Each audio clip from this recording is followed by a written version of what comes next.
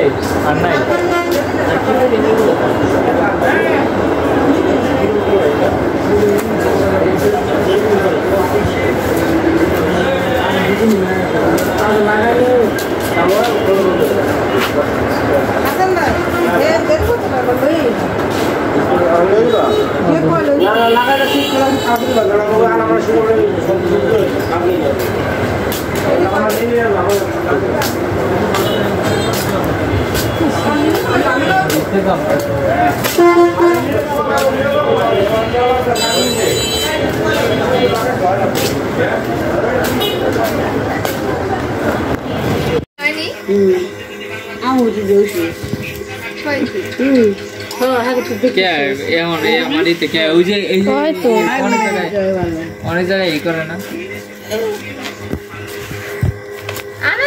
বলে ওই রে লাগাই বাড়ি এত সাইড দেয় না 5টা দিন ওই বড় বড় বড় এত বড় দেখিলাম দুইটা কি হয়েছে কি কি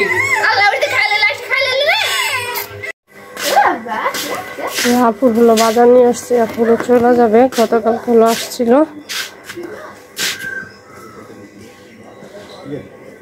সাফায়াতের অনেক বেশি অসুস্থ, তার জন্য হলো আসছিল। তো ওষুধ আপুর চার্জার কিছু নিয়ে আসে নাই, এর জন্য হলো চলে যাবে। আবার গতকালকে আসবে, সেটা আগামীকালকে আসবে। আবার দেখিয়া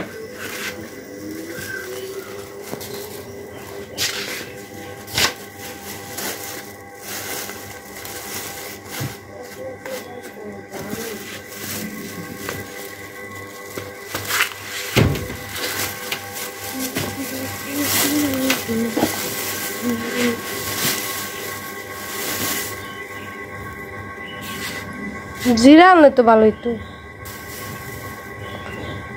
কালকে জিরা আঙ্গো জিরা নাই তো, কইলাম না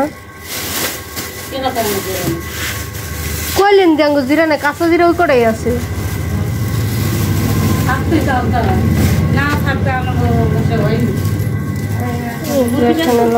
সাফায়াতের জন্য হলো পানি নিয়ে আসছে, মানে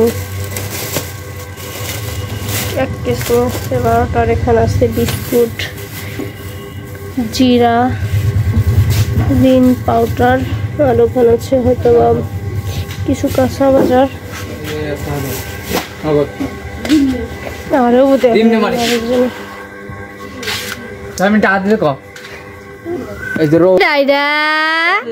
বাবা নি বাবা জ্বর কমে নাই?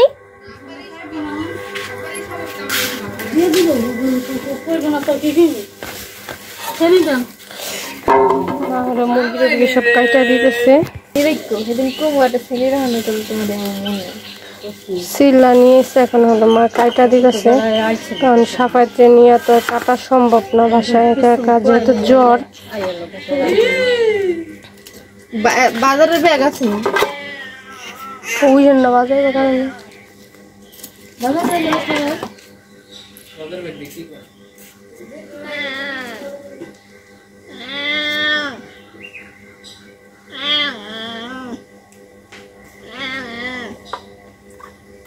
তিনটা নিয়ে আসছে মুরগি।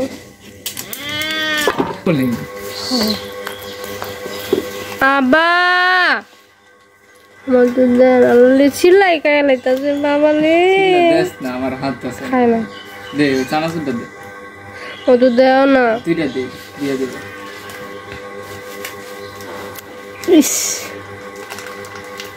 দাঁত জমনে রহণী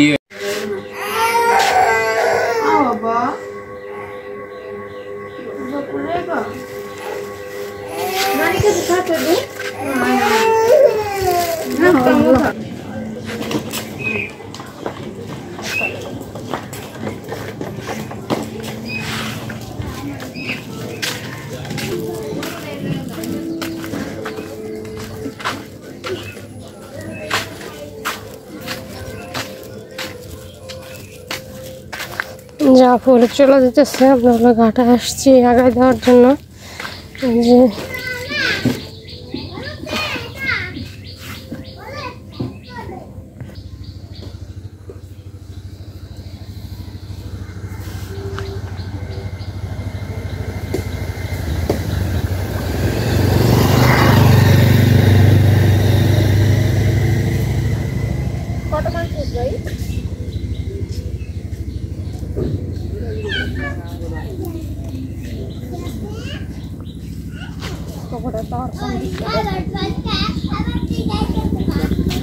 ভালো কি করি ঠিক আছে লাগবে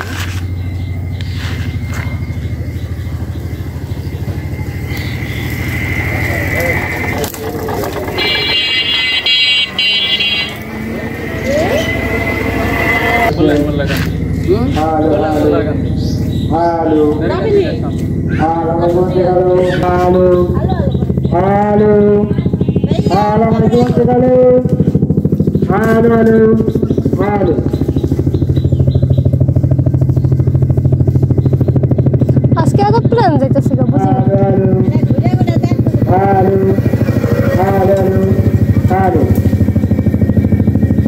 মাইক টাইম শুরু করছে কেন?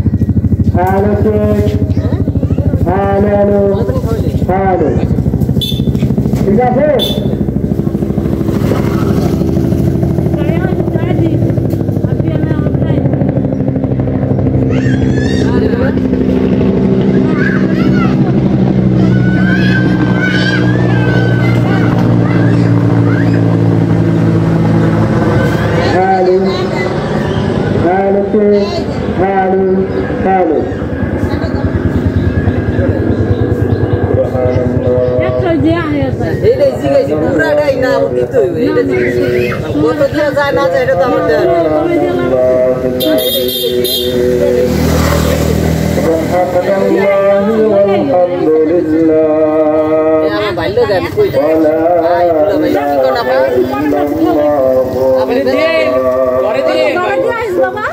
বনে জায়গা বেজার এমনা কি রুম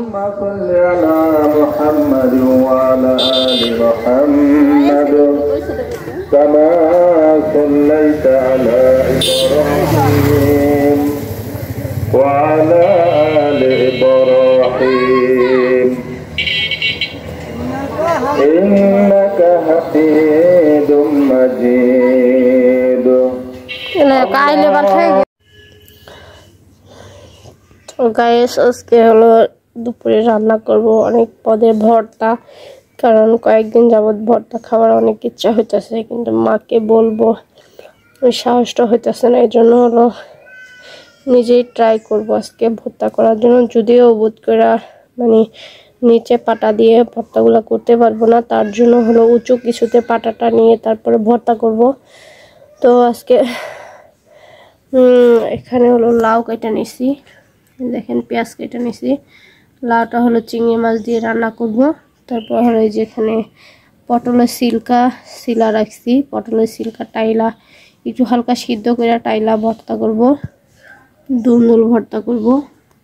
এখানে হলো পটল আর হলো বেগুন কাটা রাখছি ভাজার জন্য, কারণ ভর্তার সাথে একটু ভাজা পোড়া না হইলে জমেই না আসলে বলা যায়। তো এখানে আছে করলা বিচি ভর্তা করব, এখানে আছে লাউর বিচি ভর্তা করব। তো 1 পদ 2 পদ 3 পদ 4 পদ ভর্তা, আর হলো 2 পদের ভাজা মানে বেগুন ভাজা আর হলো পটল ভাজা। আর ওখানে হলো লাউ ঘন্টা করব, যেটা আমার শরীরের জন্য খুব প্রয়োজনীয়। এই জন্য চিন্তা করছিলাম প্রথমে হলো ভাজি করব, কিন্তু তারপর চিন্তা করলাম 1 পদ মানে তরকারি জাতীয় খাবার না হলে হয় না।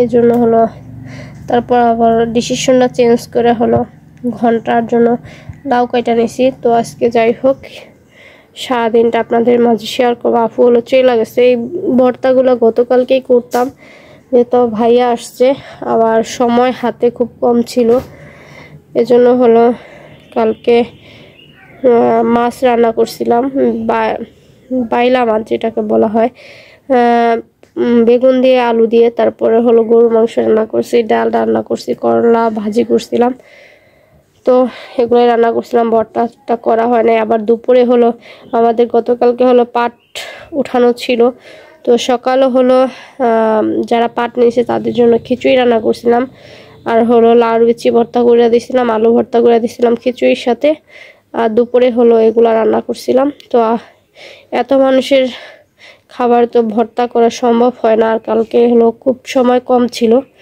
কারণ 12টা থেকে আসছি জাজিরা থেকে, আবার 2টার দিকে বের হয়ে যাইতে হয়েছে।